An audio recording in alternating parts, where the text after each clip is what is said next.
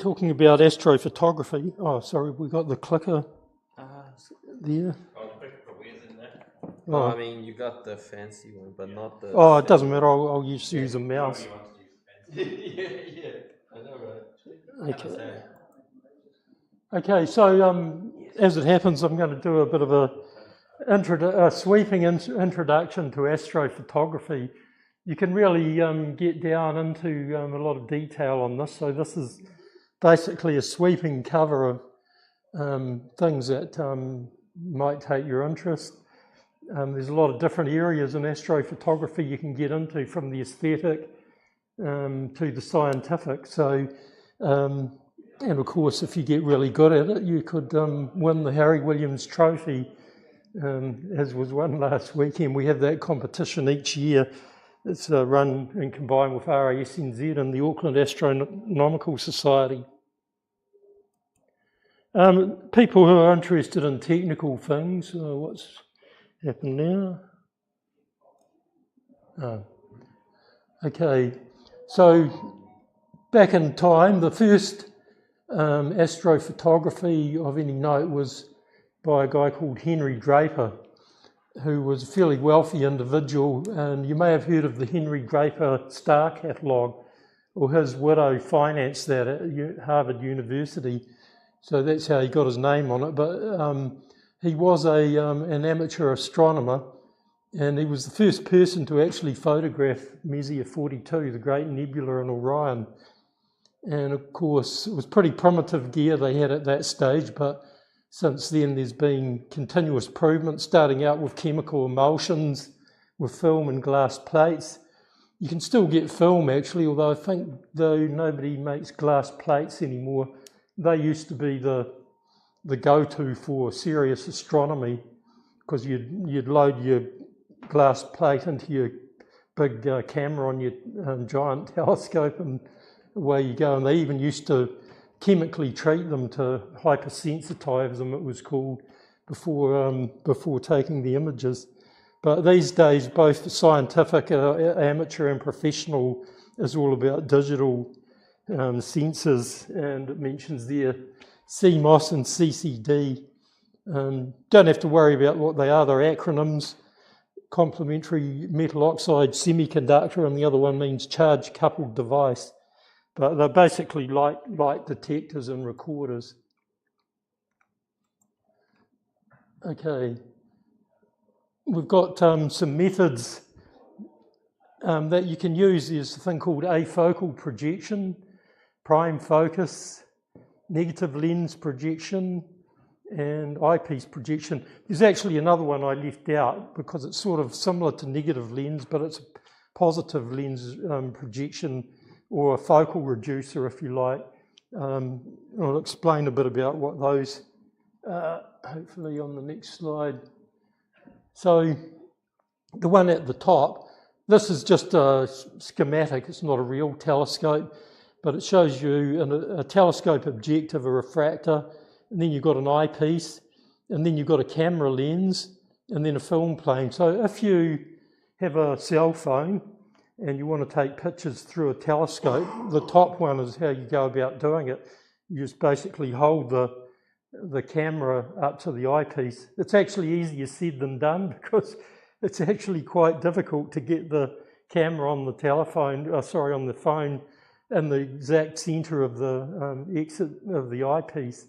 And you can actually get holders that are specially designed for this. Basically, it allows you to adjust the position of the camera, of the cell phone, so you can move it around until you've got it just right, and then you can take your picture. Do you know where they're available, Steve? They are available. They are available. We used to have some, I'm not sure they've got any in stock. They are still a bit fiddly though. Yeah. But it does make it easier than trying to handhold taking a picture through an eyepiece. And any kind of point and shoot camera you can use for that scheme. And then we've got a scheme here called eyepiece projection down below, where you don't use the camera lens, so you have to have a camera that you can take the lens off for this method, and also for the other methods listed here. you've got prime focus, which means that's just basically a camera with a lens or a telescope and a camera without its lens connected to the back of the telescope. So effectively the telescope is acting as a lens for the camera. So that's called prime focus photography. And then you've got negative lens. By a negative lens, you probably heard the term Barlow is a more common one. What that does, it increases the effective focal length. And why you would do that is especially for imaging planets, because as you know, planets are very small, but they're quite bright. So you can effectively put a Barlow in there, increase the size of the image of the planet on your film or camera sensor, and it's bright enough so that it's not a problem to get a good image. So typical thing is to get a decent size image of Jupiter or Mars, especially near opposition, you need quite a long focal length to do that. With the Zeiss telescope upstairs, you don't really need to use a Barlow because its native focal length is 6.6 metres, but say a typical Schmidt-Cassegrain, or say an 8-inch Newt would go from say 1.2 metres to an SCT about 2 metres.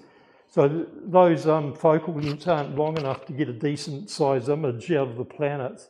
Probably not too bad visually, but for a film you want the image to be a bit bigger, and you can just take a slightly longer exposure. And generally with planets, you actually don't take single exposures, you take movies. And I'll explain later why that is.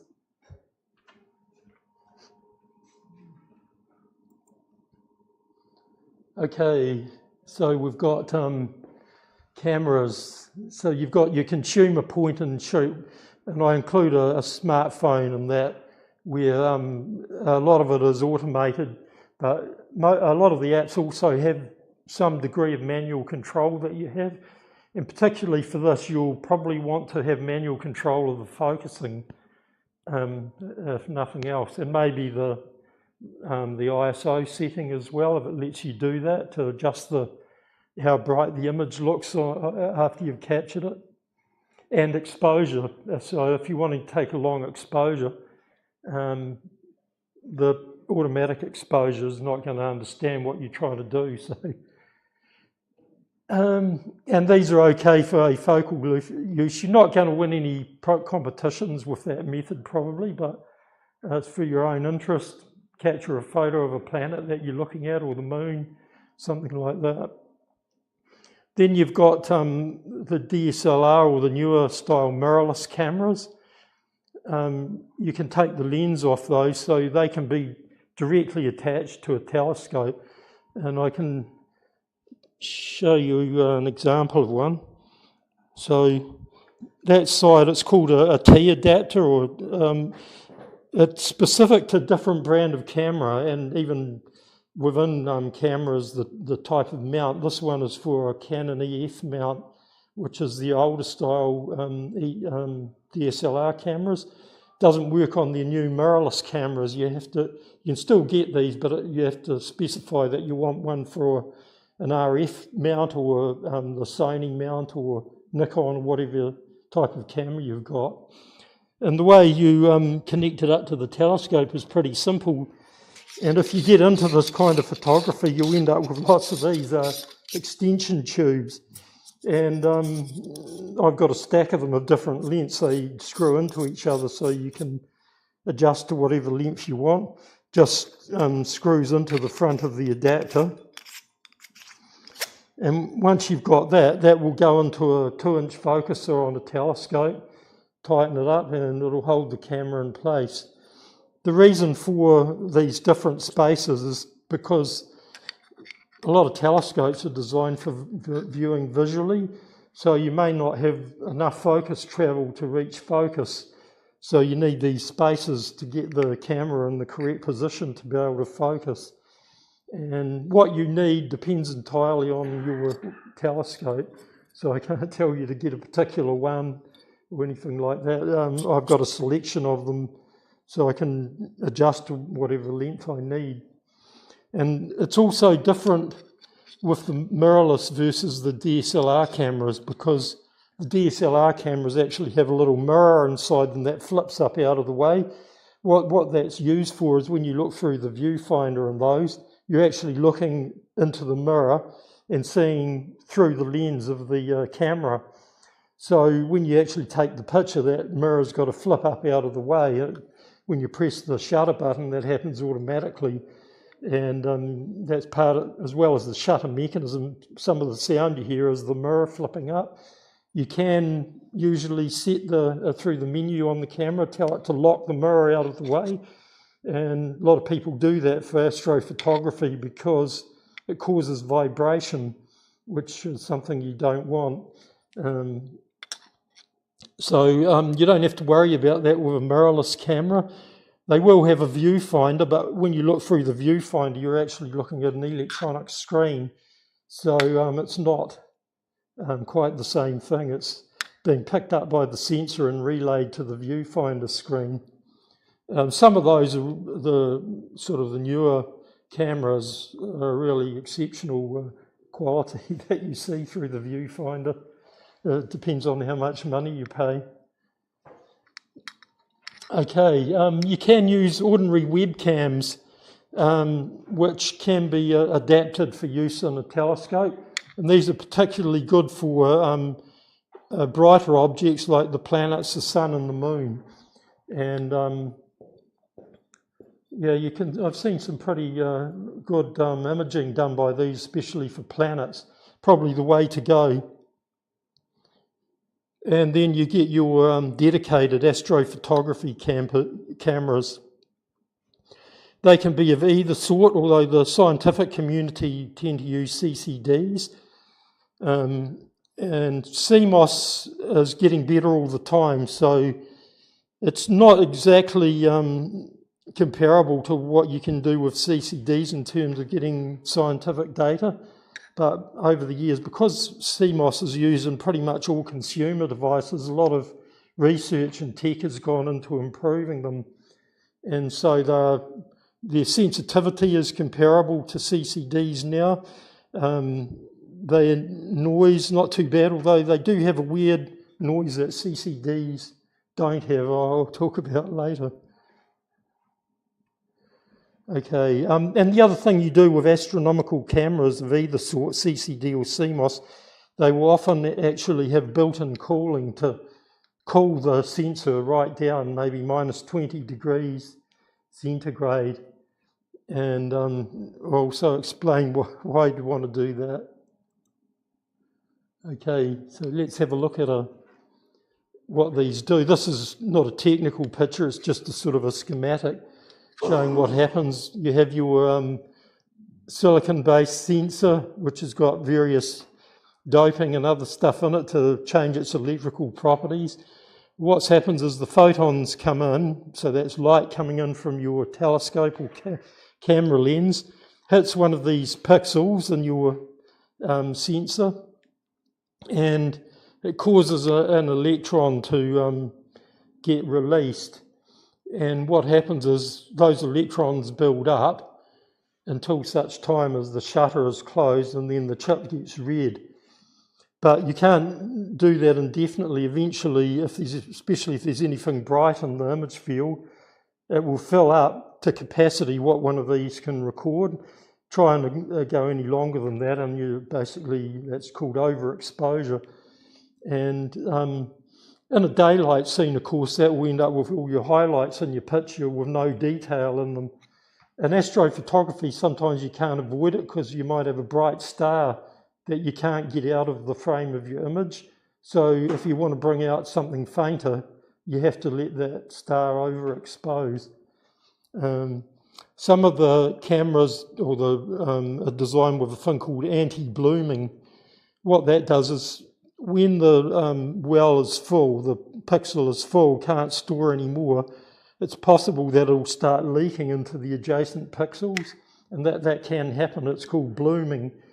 And funnily enough, with a scientific sensor, you don't want to stop that because the schemes for stopping that are happening actually affect the linearity of the sensor. So if you put that circuitry in to stop that happening, it means as you approach a full capacity, it starts to become a little bit non-linear, and that you don't want that for scientific purposes, where you want as linear as possible, so that if there's double the amount of photons, you get double the count of electrons and so on. Yeah, with astronomy professional cameras or amateur cameras, dedicated astronomy cameras are normally monochrome, but obviously consumer cameras give you colour pictures. So what we do with astronomical cameras, and you can't do this with normal daytime or landscape or whatever photography, is that between shots the picture's likely to be changing. So you can't sort of take a shot in the red, a shot in the blue and a shot in the green, because you might have a bird in there in one image and it's not there in the next. Generally with astrophotography, the scene isn't really going to change between pictures. So you can afford to take a green shot, a blue shot and a red shot. So you're basically having a filter that covers the whole aperture, or actually the aperture of the camera, not of the telescope. But that's obviously no good for consumer cameras. So what they do is they have this Bayer filter arrangement. That's the most common one. There's some other ones used.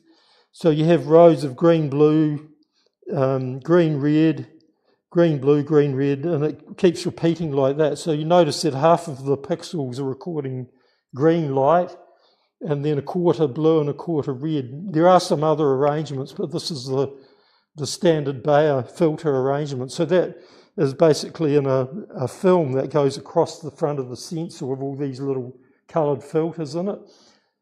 Some people deliberately remove them. It does void the warranty of your camera if you do it. But the reason you do that is that if you want the maximum sensitivity of the sensor, you want to take all those filters off, because they not only reduce the sensitivity, they also reduce the resolution that's possible, because when you generate the image from that, some kind of processing has to take place to take all of those different pixels and combine them into a colour image. And in doing that, you lose some detail. But it's still, the pixels are small enough in modern cameras that it's absolutely fine. And you can do colour astrophotography using this kind of camera.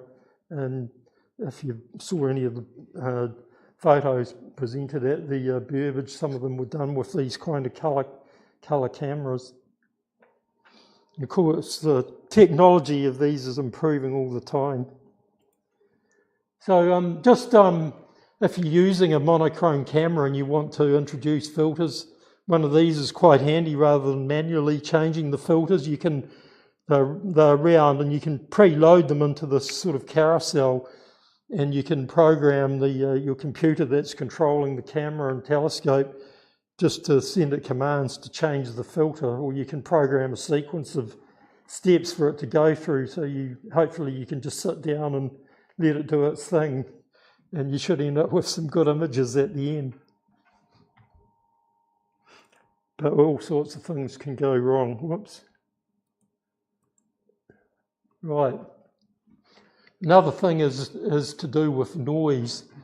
You don't really notice this in full daylight on a camera, but even with a consumer camera or DSLR, if you've got poor lighting conditions, you may notice when you look closely at your pictures that in the dark areas there's quite a lot of noise. It looks kind of grainy, and that's basically to do with the physics of the way these cameras work.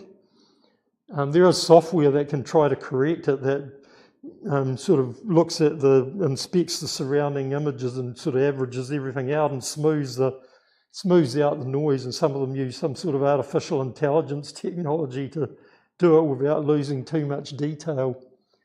But what happens is, the first kind of noise is called thermal noise, or sometimes called dark current, or So the problem with this is that over time, the longer your exposure, this basically builds up, and each pixel will eventually get saturated with noise.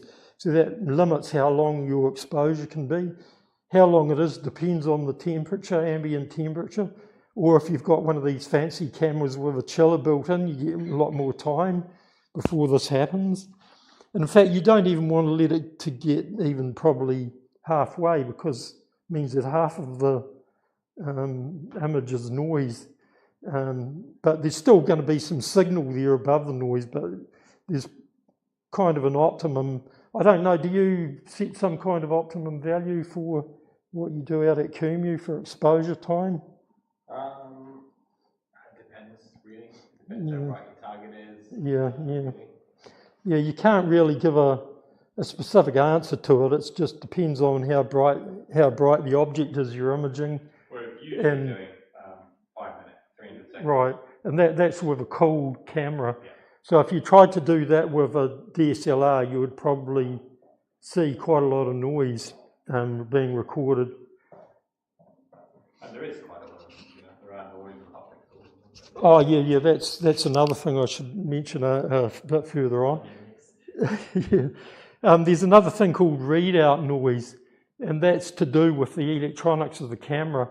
The top one is just caused by heat, and there's nothing that can really be done about that. There is tech that makes them less susceptible to noise, but there's no tech that completely gets rid of it. And the solution is basically for the pros is to cool the camera down and imagine an infrared. It's even worse of a problem if you have a camera trying to record infrared. Well, just anything warm gives off infrared light, so it's going to saturate your sensor if you don't have it, just from the heat from the sensor itself, and if you don't cool it down. You've got readout noise, which when you actually have completed your exposure and the data is transferred from the sensor to the computer, the process of doing that introduces some noise. Now, luckily you can measure this by taking the shortest possible exposure and with a cap over your lens or aperture so that it's completely dark, and just take a sequence of images like that. They're called bias images, and they will record two things: a combination of the readout noise of the camera and the bias. The chips are all usually this way, where they don't start at zero. There's a small sort of bias offset, and so you're measuring what that is for your camera, plus the readout noise with these bias frames, as they're called. And why you use these, this is getting into more technical stuff, but you can actually measure this by taking, I've already clicked on, you can measure that bias.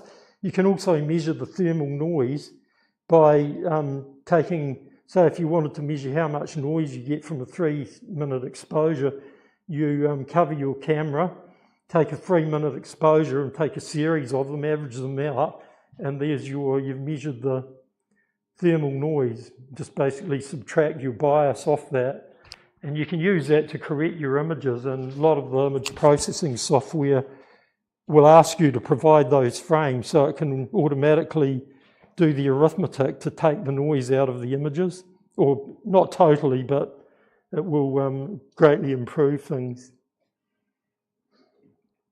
Okay, so that's enough of that. Actually taking pictures. Can you do handheld?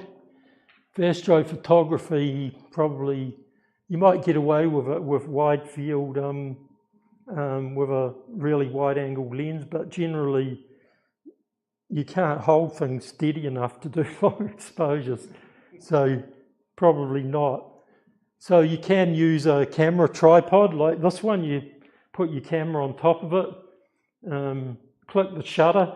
It's always a good idea to actually have like a delay, like most cameras will let you set 5 or 10-second delay before it actually takes the picture, because when you press the button it actually causes a bit of shake, and so you let that settle out and then the camera takes the image and you won't have the vibration in your image. If you're taking a 500th of a second exposure during the day, you won't see that because the exposure is just too fast. But if you're taking like a 1 minute exposure at night, it'll see every tiny movement that you did. Or if you can't really, for this reason, do it on a deck that you're walking around because you're going to cause the deck to vibrate and the camera will do the same thing. So yeah, tripod is good, but even better is what's called tracking, and this is where a mount comes in, a proper telescope mount that can move to follow the stars, so you can take a long exposure without the stars making little trails across your images. Now, in some cases you may want to do that. You've probably seen star trail images where somebody just set their camera up on a fixed tripod, no movement, and taken, say, 100 3-minute images without moving the camera. And so each of those images will have a little trail like that for each star. And then what you do, you stack them all together and you can see the motion of the stars across the sky during the night. So some of those have won competitions. So that's and something really easy to do without any fancy equipment. You just need a tripod, a camera and a lens. Aim it at maybe the South Celestial Pole and you'll get the paths of the stars forming trails. If you're doing stuff like that with a telescope rather than a wide-angle lens, it doesn't work quite so well because you will get an effect called field rotation. Even though your mount is following the stars, over time the stars in the field actually rotate, and that seems kind of strange. The way you fix that is with what's called an equatorial mount. The problem with equatorial mount, it's a bit trickier to set up because you have to align them to the Earth's pole. And we'll probably do a talk on polar alignment at some stage. Okay, so come just specifically to untracked imaging. You want to get one of those nice wide field astro photos of the Milky Way, maybe rising over some hills or a mountain, something like that. But you don't want to track the sky, so how long an exposure can you use? So what a lot of photographers use is the so-called rule of 500. So you divide 500 by the focal length of your lens, and say you had just for argument's sake, a 50mm lens, which is a fairly standard prime lens size for a camera, then it means that you can get away with about 10 seconds of exposure before you'll start to notice the stars trailing. So if you have a wider angle lens, which is probably what you really will use for star landscape type shots with the Milky Way, probably want to go down to 20mm, something like that.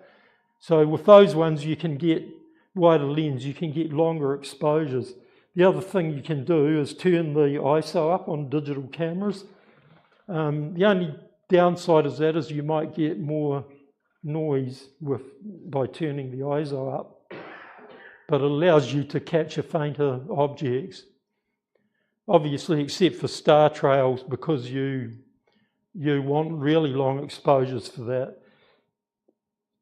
You might have seen some digital star trails actually where you can actually see this effect, where if you look really closely when you've magnified the image to its full size, that there's tiny little gaps between the trails, and that's the reason, because it's actually a whole lot of separate pictures stacked together and they're not aligned. But there's a little trick, there's a program called Star Stacks which actually cheats and fills the gaps in for you.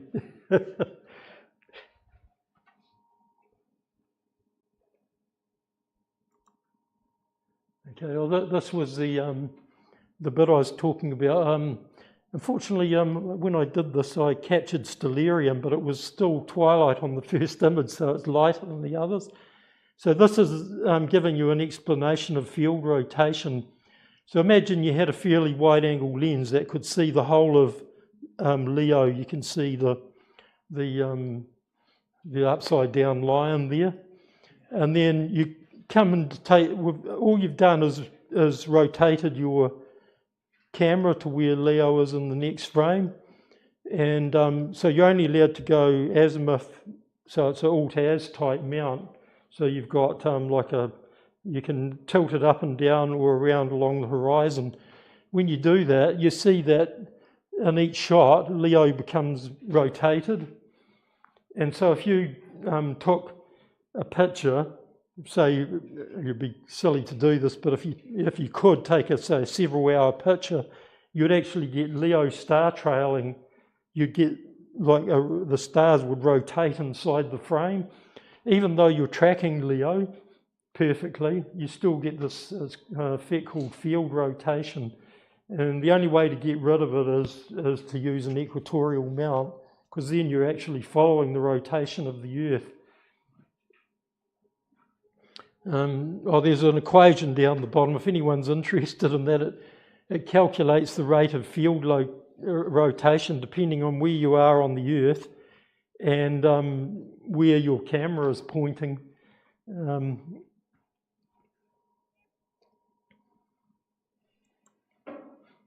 Right, another tricky thing is focusing with astrophotography. Generally, you have these, especially modern cameras, have got quite amazing focusing systems. You point it at a bird or something, it'll follow the bird, press the button, and it'll be perfectly in focus even when the bird's moving, because the camera, computer in the camera is actually recognising that it's supposed to stay focused on the bird, so it's inspecting I guess it's looking for edge contrast or something like that to keep and it's automatically adjusting the lens to keep the bird or whatever your object is in focus. Generally, this scheme doesn't work for astrophotography because it's just the things you're imaging are too faint. So the automatic focusing in the camera won't understand what's going on. So what you have to do is manual focus. So even cell phone cameras, usually the app will sort of let you go into advanced mode and allow you to adjust the camera focus and some other things as well. So there's a few methods. If you've got a DSLR, you can usually, on your live view screen, if you've got one, most of the modern ones do, you can magnify 5 or 10 times.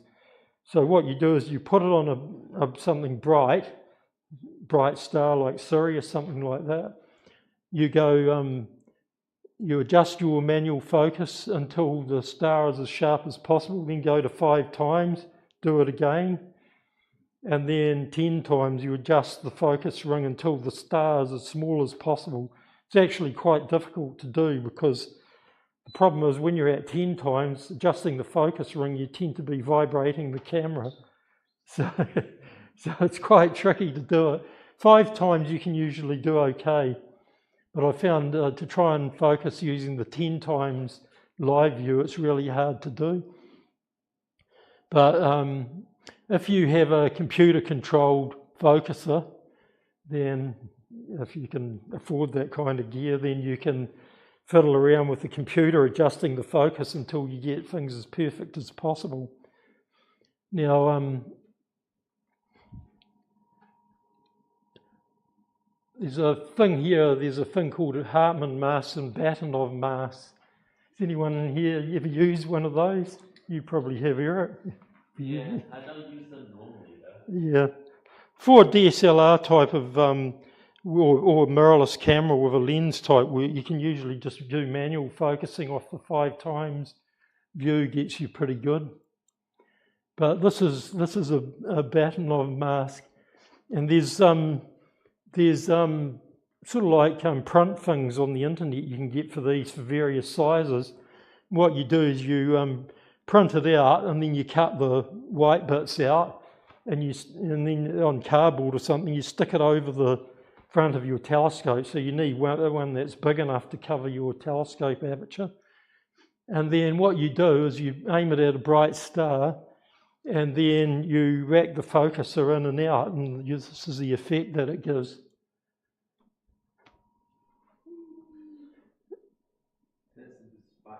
And see how the spikes, when the middle, the spikes, one of them exactly splitting the other two is when it's perfectly focused. So Mr. Batinov must have been quite clever to figure this out. So he's basically, his mask is creating a whole lot of diffraction spikes, but it's done in such a way that when it hits perfect focus, you can see there's 6 spikes and the middle one is exactly bisecting the other two.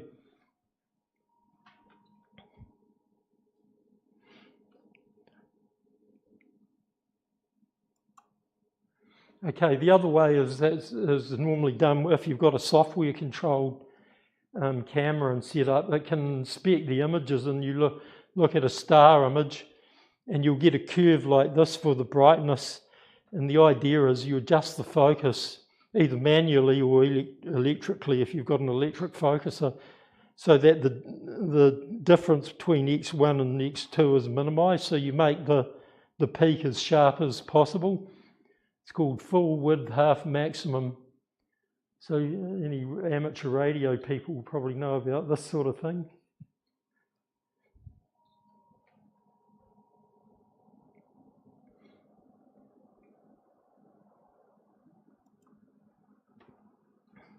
Okay, here's a few tips for DSLR and generally for mirrorless cameras as well. Shoot in RAW rather than just JPEG. JPG files are what you normally put on the internet to look at pictures and so on, but they are losing quite a bit of detail from the RAW file off your camera.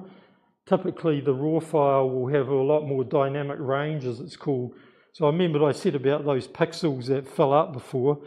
Let's say that your camera might be able to go from 0, or the pixels can record a level of 0 up to maybe, what could be 2048 maybe. So that's 2 to the power of 11. So that's 11 orders of magnitude. Whereas if you look at the way JPEGs display colours or brightness, they only go up to 256. So there's only 256 levels for each colour. So you're losing a lot of range of brightness by converting to a JPEG. And the way your camera does that, it actually compresses the range down. And different camera manufacturers have a different scheme for doing that. You can influence the process. Usually you can tell your camera that you want a certain style of image. And what that's actually doing is telling the camera to how to do the conversion from the raw image to the JPEG version. That might suit certain lighting conditions like outside or under artificial lights, that kind of thing, and it will do different processing to do the conversion. But there's a lot of software you can get that will take the raw image, so you've got the full data to play with on your computer. The downside is it takes a bit of time to learn that kind of software. There's a thing, Adobe product called Lightroom. There's Darktable, which is an open source program. And most of the programs that you use for processing astrophotography, like Cyril or Deep Sky Stacker, they will use some form of raw image, not necessarily the native camera raw. You might have to convert it first depending on the program. But you want to start with the maximum amount of data that the camera actually captured rather than the final display file. Another thing, I did already mention this, about the mirrors causing vibrations in a DSLR. Don't have this problem in a mirrorless camera, but you can usually, in your menu somewhere, tell it to leave the mirror locked up. Means you can't use your viewfinder, you have to use the live view screen on the back of the camera. So that avoids the vibration of the mirror opening up. But DSLRs generally will only have a mechanical shutter, and that causes vibration as well. in the new mirrorless cameras, they have a mechanical and an electronic shutter. And probably you want to use the electronic shutter for astrophotography because you get no vibration at all. The downside of the electronic shutter is that you can get an effect called rolling shutter with that if you're taking an action shot and something is moving in the frame as the picture is being read off the chip. You see weird effects like a ball gets elongated or something like that, or a cricket bat looks as though it's bent. And that's what's causing that, is the readout of the data off the sensor, is because the scene is changing as it's being read out. A lot of the latest ones have improved that quite a lot though by just basically speeding up the readout. Remote shutter release. I've got one here. This one is also a thing called an intervalometer. A lot of cameras have got intervalometers built into their software now. But what you do is you set the camera on bulb setting, and then you plug this in and you can program this thing to either just take single shots, and of course it doesn't transfer vibrations to the camera, or you can program this to take a sequence of images. You just set it going and walk away and grab your coffee or whatever, and the camera will sit there taking pictures. Most of the newer cameras will have that in the menu system on them, where you can actually program them to do it. But some of them have a limit on the length of the exposures, like it might only be 30 seconds or something like that, which is often not enough for astrophotography, so you end up having to use one of these anyway, because you can tell this to take whatever exposure length you like. What is that called again? It's called an intervalometer. It's just a remote trigger. It's a remote trigger, but it's got a little processor in it with a timer that allows you to set it up to take multiple exposures, and you just set it going and leave it. Really good for star trails, where you're taking maybe a couple of hundred images and you're just leaving your camera set up. You don't want to be pressing the button each time. You just set it to this maybe 3 or 4 minute exposures, fire it off, and away you go. They're pretty cheap. I think this one cost about $40. You want to make sure you get one that's compatible with your camera though. So read the specifications. But most of the camera shops have them. Another thing I find quite good that some of the cameras have is the live view display on the back of it can articulate, so you can fold it out. So if, for example, your camera is sort of aimed up at the sky and you want to see the screen, you don't want to be crouching down. That's a bit of a pain. You can use the fold-out screen on the camera, and it's a lot more comfortable to view what's happening, saving a bit of neck strain. Okay, processing. So if you're doing deep sky stuff, what you do is you take lots and lots of images of the same scene, maybe with different colour sensors as well, and then what you do at the end is use one of these stacking programs.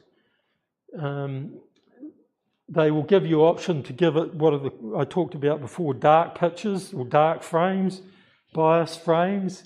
So when you run the program, you point it at where the actual pictures are called light frames, and then you point it at a stack of dark frames. You don't need as many dark frames and bias frames, but maybe a stack of maybe 8 or 16 of them to get a good average value. And then you tell the thing to align the pictures.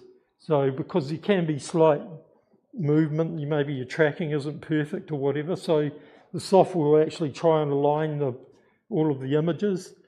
And then you might even tell it things like, I'm only interested in the 50% best frames, the ones that have got the best focus. Because what happens is you might get really nice focus, but you've seen twinkling stars in the sky and so on, that will generally blur out the image.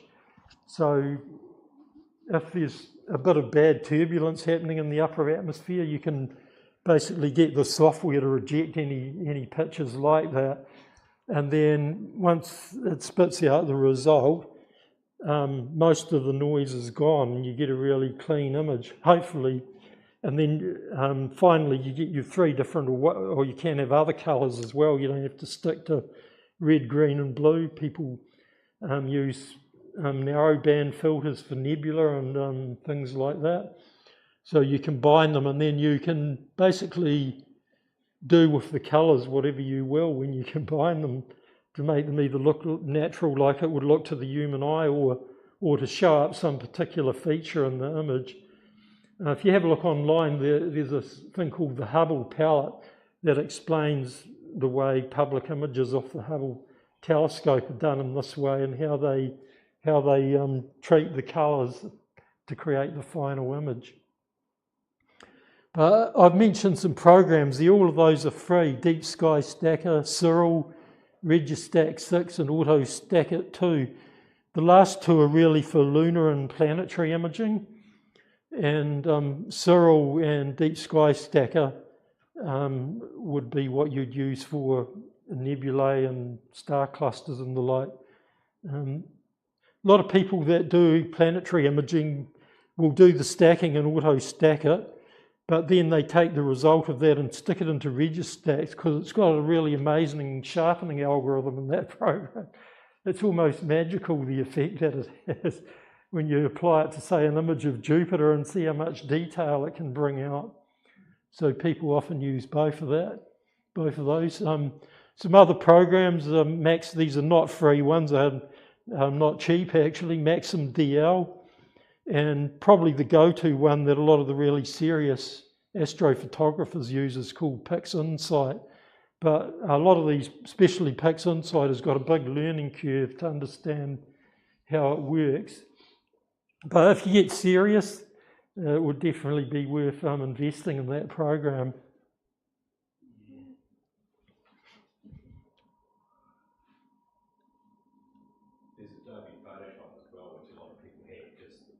Oh yeah. I'm just using layers and things. You can do a lot of this stuff, but it's a bit more work involved than, because these programs are written knowing what you're going to do, whereas Photoshop is a completely generalised photo processing program.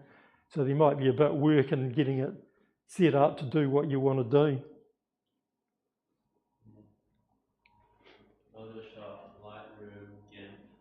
Yeah, GIMP is a freeware thing for doing your final tweaks. Yeah, it's very slow development on GIMP, but they eventually get there. But just for processing single shot raw images, one of my favourite programs is called Darktable. Not just for astrophotography, but any kind of photography. Doesn't have AI stuff in it, but it's got some pretty amazing tools for playing around with adjusting colour and noise and how that compression is done from your high dynamic range raw image down to a JPG or other kind of display image. The thing is that you have to lose some of that data when you actually look at it, because your monitor can't display 2,000 different levels. Typically they will only do, there are some, what do they call them, HDR, high dynamic range displays these days, but they're still less than what your camera can record. So there has to be some kind of compression between what the camera actually captured and what you can display on a screen to see. So there's all sorts of tricks involved in that kind of processing to get the best result. Well, is that true of printers as well? Yes, printers are different because, for example, a computer screen is emissive. So you're basically, the light is being shone out of the little photo diodes or whatever on the screen these days, or in the old colour TV or whatever, it was phosphors glowing, whereas printing is using incident light reflecting off it. So that's an absorption system. So some of the light is absorbed and reflects the colour that you want to see. Does it have the depth of resolution? In some things it can do much better than a screen, like black and white, pure black and white, it will be better. I'm not sure about what the equivalent levels is, but you can put colours on paper that you just can't reproduce on a screen. Black is black and white is white, you can only kind of dither it. Yeah. Like, But What if it was 4,000? The DPIs are a lot finer, right? Because even your phone screens are maybe like 400 or 600 DPI. but in terms of what you can represent different tones, so your camera can maybe capture 2000, or in serious cameras you can get like 64,000 different tones of black. Your printer is printing black or white. Oh, I see what you're saying. yeah, so it has to. Yeah, like it doesn't have a whole lot of inks with different shades of grey. It's mixing it. Yeah. It can make grey from black and white. Yeah, that's right. So it has to do it by having a lower density of black as you go to more and more grey or white, brighter grey sort of thing. It's dithered, so it's kind of more black dots and more white dots. So whilst the DPI is higher on the printer, there's less resolution because you're taking a block of pixels to make a shade. Whereas a screen, you could have one pixel that's 255 different shades, or in your camera, you've got one pixel and it's 2000 or. Yeah, printing is actually an issue all of its own because there's actually colours you can print that you can't really reproduce on a screen as well, or it's very difficult to get them to look exactly the same. For example, you could have inks that are like a shiny gold. That's really difficult to get a screen to exactly replicate that effect. I had a friend who was in the printing industry and he had special software for all this stuff, and it's actually quite complex. It's a whole different world, really. That's why you have colour standards that people design. You have Pantone standards. So you get a book with the colours in it and you choose that, and you make it that colour. It won't display like that on the screen. I already sort of talked about this, but this is about star trails. So you take heaps of images, but you don't try to align them. They're all long exposures, and you just basically plonk them on top of each other to create your star trails. And a really good program for doing this is called Star Stacks. There's another one, there's a guy, can you remember, there's a guy in Hong Kong who had Sequitur, yeah. That's another free program. Yeah, it does more than star trails. It does normal stacking. Yeah, so have a look at that one as well because it's also a freeware program. And the guy does frequent updates and it's really nice, very fast.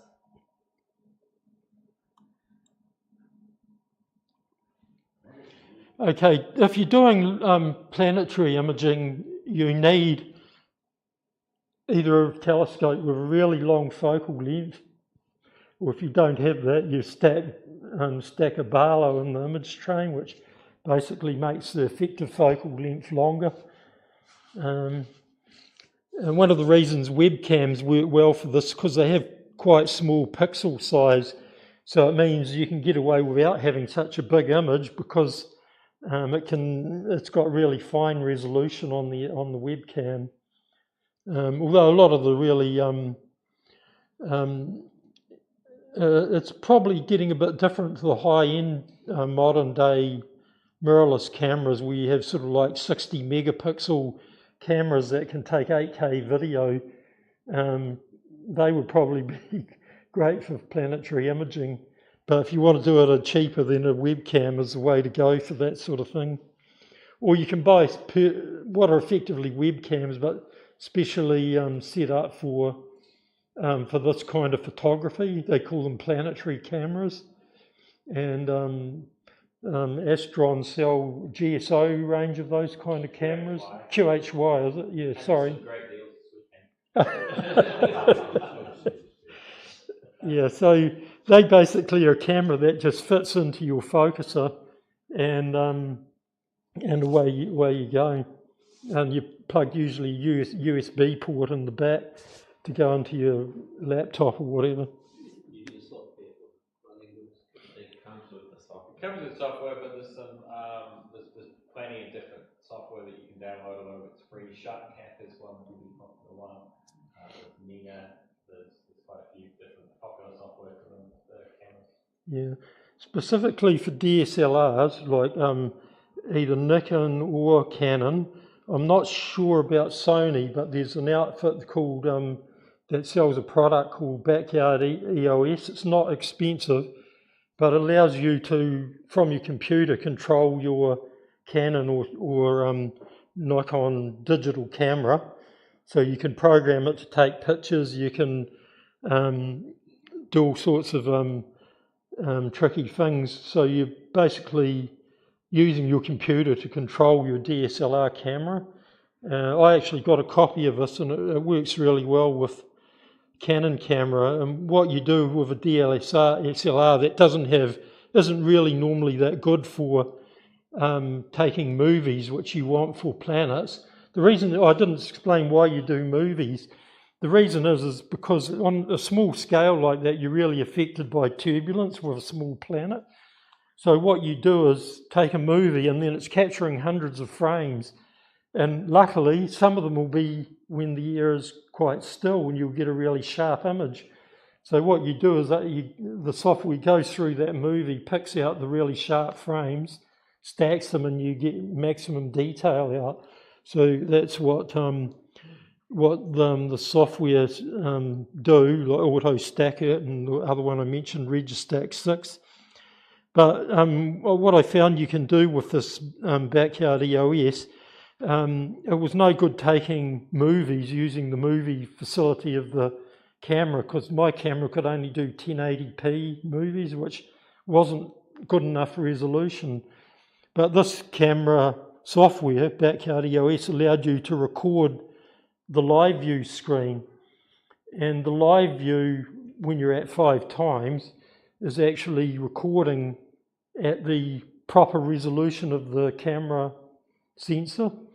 So that's how you do it with a DSLR. Probably with a modern camera that can do, expensive camera that can do 8K video, you can just use the 8K video, but the downside of that, you'll have huge files. The other advantage of that software, of course, if you're using an SLR, is you can control it from inside the house. Oh yes, yeah, you can sit in the warm, have your USB cable running through the window. Yeah.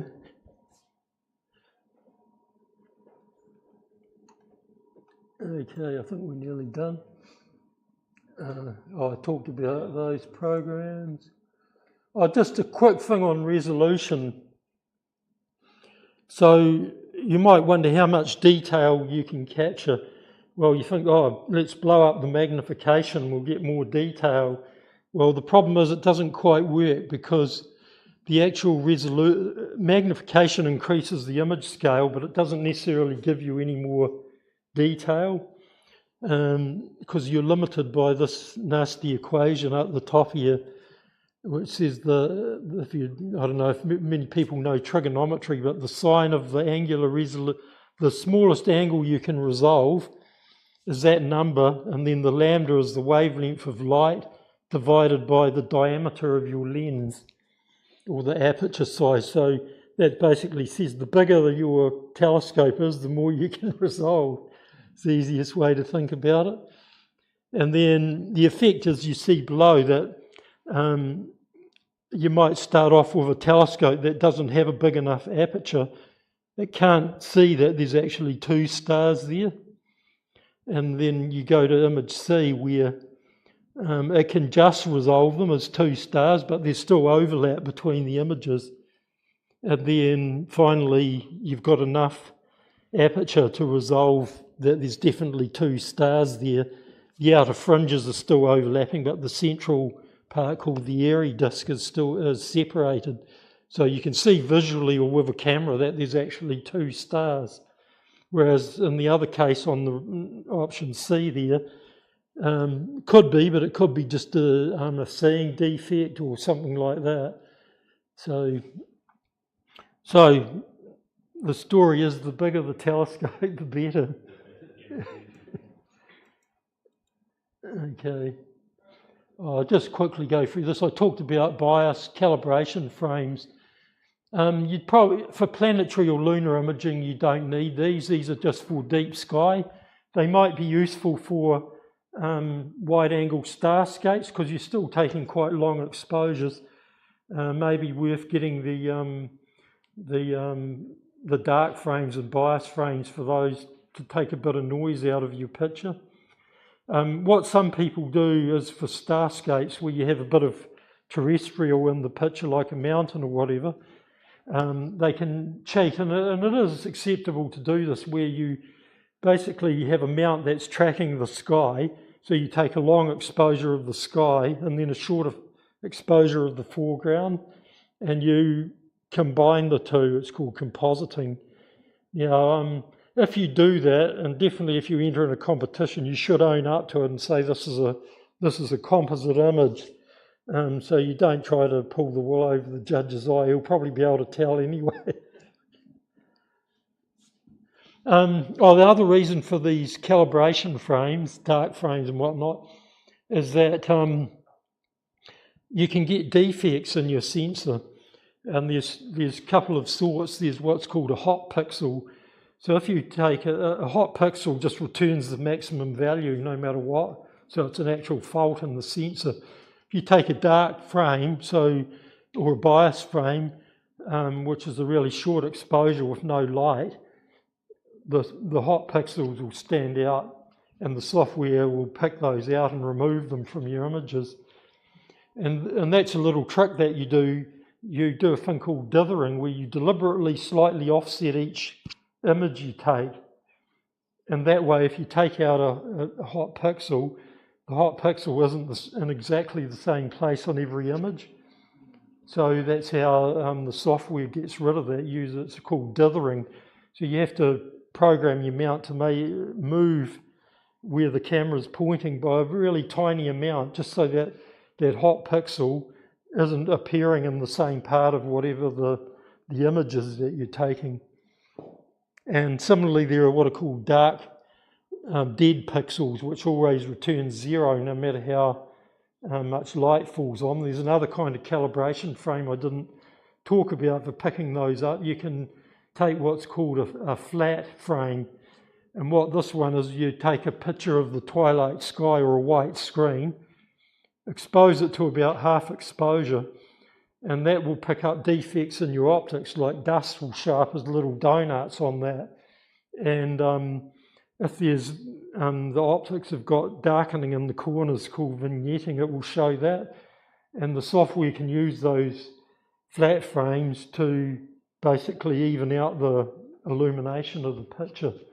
So that's another kind of calibration frame. It's interesting to say with calibration, if you first use an astronomy camera and you buy it and you plug it in and take some images, the images look pretty terrible without calibration. And so I've seen this from cameras that we've sold to people who are not used to it. And the reason is because the astronomy cameras, the software gives you exactly what was recorded at the chip. Now, if you get a DSLR camera, you take a photo and you say, oh, there's no hot pixels, the image looks really clean. That's because that camera has already been calibrated. So you can actually recalibrate DSLRs. Sometimes you get a hot pixel, and there's a routine you can do on DSLRs to recalibrate them. But if you ever get an astronomy camera and you first look at it and you think, oh, that looks terrible, that's because you're intended to do these calibration frames. Yeah, that's and as this can be a fault that develops over time as well. You might get some pixels dying on you. You can, if you ever get that on your DSLR, there is a routine you can recalibrate it. Right. Okay. Yeah. So when the JPEG conversion occurs in the camera is recorded, and it already knows where the bad pixels are, and basically averages them out in the final image it gives you. Oh, it's just this, what I was talking about before, the flats. So yeah, you can use that to get rid of optical defects like dust on dirty optics. They'll be way out of focus, but they can cause an effect where you'll get like what they call a dust donut appearing on the image.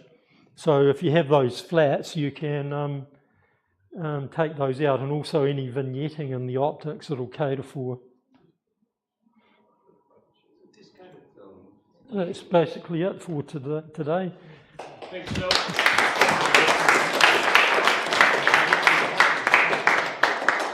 We had a few. Are there any questions that anyone was storing up? We had a few during the talk. Those kind of thing we're talking about, difficulties of the donut thing and the noise. Do you mean, are you saying that with film photography nothing existing? Not really, but I guess the equivalent to noise in film photography is grain. It's not really the same, not exactly the same thing, but it's a similar effect. Yeah. Yeah.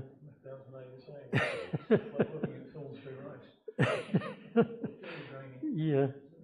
I don't know if there are any optical processes that would have mirrored doing flats for film photography, because your flats are correcting for dust and vignetting and any other defects. So yeah, I don't know that. Theoretically, it would be possible to do that optically by a negative with a negative of the flat. But I don't know if anybody ever did that. Yeah, I don't know. It'd be interesting to ask David Malin that, because he was kind of the expert on film photography at the Anglo-Australian Observatory, but he was using big glass plates. He is retired now, but yeah, he was here. He did the Burbage talk back in about 2003 or something, Grant. Yeah. So if you've seen any of his images, they're absolutely amazing, even using film versus what you get out of digital cameras these days. Although his type of film wasn't stuff you bought at a chemist. He was using professional glass plates that would have been hypersensitized. I think you do get a good dynamic range out of film, though. I don't know what the equivalent. Yeah, I don't know actually. Yeah. You also have to expose for like 15 minutes plus. 15 minutes. Or you Oh yeah, you for hours. All night. Yeah. With film without any. Yeah. For star trails with film, you could just take one exposure for the whole night. But you can't do that with a digital camera, because eventually the noise will overwhelm your picture. So you have to stack multiple images. Yeah. So we have lost something with the loss of film in a way. Well, I've still got a film camera because 100 ASA was what we used most, and that was relatively clear of grain, and you can take long exposure with it. Yeah, what an issue that film does have that's bad for scientific purposes is that it suffers from a thing called reciprocity failure, which means that as the exposure gets longer and longer, it becomes less and less sensitive. So effectively, the ISO reduces as you take longer exposures. So that's not good for scientific stuff, because you're not being able to measure actual proper brightnesses and stuff. Maybe you could model the way it drops off and do some kind of calculation or whatever, but for that, CCDs are still the best, but CMOS are getting there. There's another weird area that I didn't mention with CMOS cameras, is a thing called salt and pepper noise, which CMOS suffers from and CCD doesn't. It's kind of like just random speckle noise across the image. Do you know much about it, Steve? I know Tony Cooper had looked into it quite a bit, yeah. One of the big differences is on a CMOS, basically every pixel is read out individually, where on a CCD they're read out in groups. So you don't get the same blooming behavior on CMOS as you do on CCD either. Yeah. They're not interconnected in the same way. Yeah. But you can get anti-blooming for CCDs, but it's actually, as I said, that isn't actually desirable for scientific imaging. Yeah, ultimately, it's changing your image. Yeah. It makes it non-linear at the high exposure end. Yeah.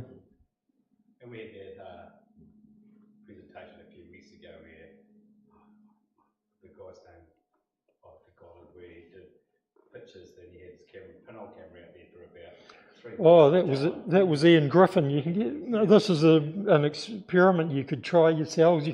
I can't remember we got it. If you look it up on the internet, you can buy this photosensitive paper, and you put it in the back corner of a black box with a pinhole, and you basically aim it at so that it can see the sun. And he basically left it for months, and it would basically you could see the path of the sun over the seasons. It was quite interesting. Yeah.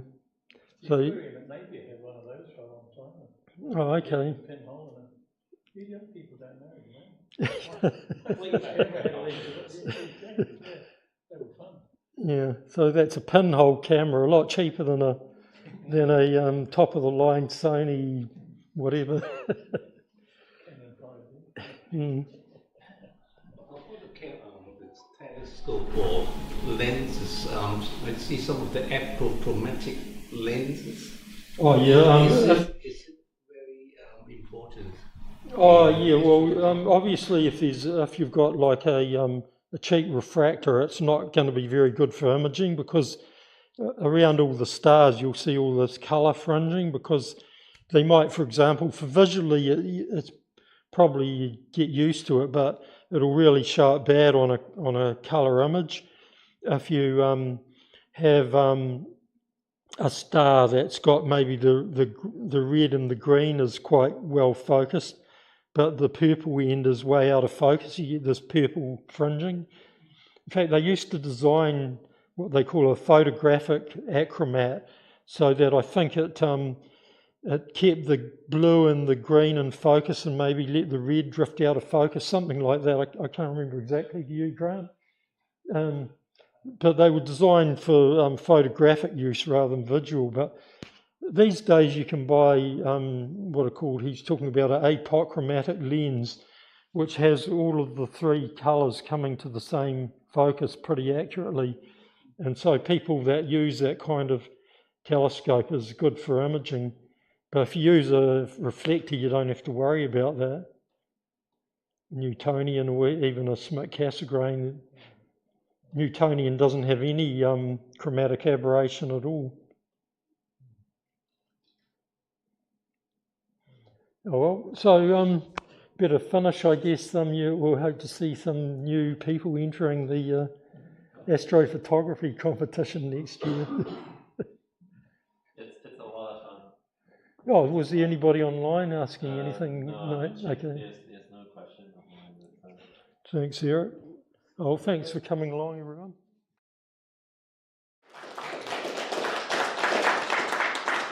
Film night next week.